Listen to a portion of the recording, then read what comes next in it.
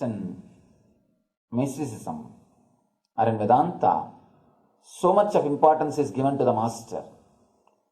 For the West, it is very difficult to understand the concept of master. West knows only the teachers. Here, the very idea of master doesn't exist. From the beginning, all you know is university, schools, colleges, your teachers. The idea of master doesn't exist. In the East, even the regular education is only from masters, not from teachers. Even the so-called regular education for your day-to-day life, for your profession, even that was received only from masters, not from teachers. Of course, today modern day it has become West. Again, the modern day universities, all these things have come, that is different. But in the original Eastern Gurukulam style, they always emphasized on master. The difference between master and the teacher is a person who knows intellectually, who has got the intellectual knowledge. Master is a person who knows experientially, who has experienced about what he is speaking, who has experienced the truth. The Indian education system is always dependent on masters.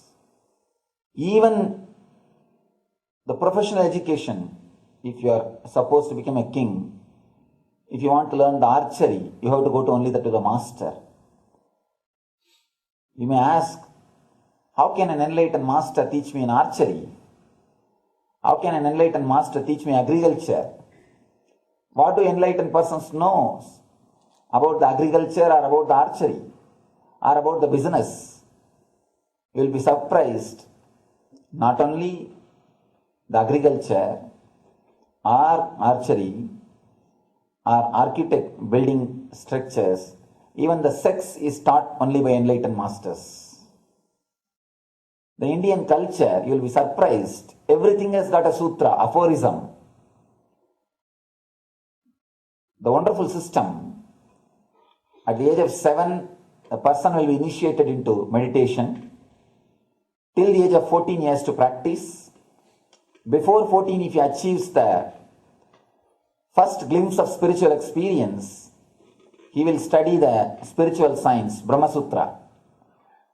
If he doesn't, he will science the study of life. He will study the aphorisms of life, Kama Sutra. Person who studies Brahma Sutra will take sannyas.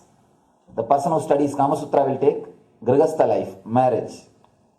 Everything is taught, guided by the enlightened masters.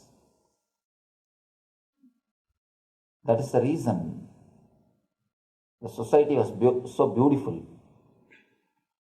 Nobody feels they are in wrong place.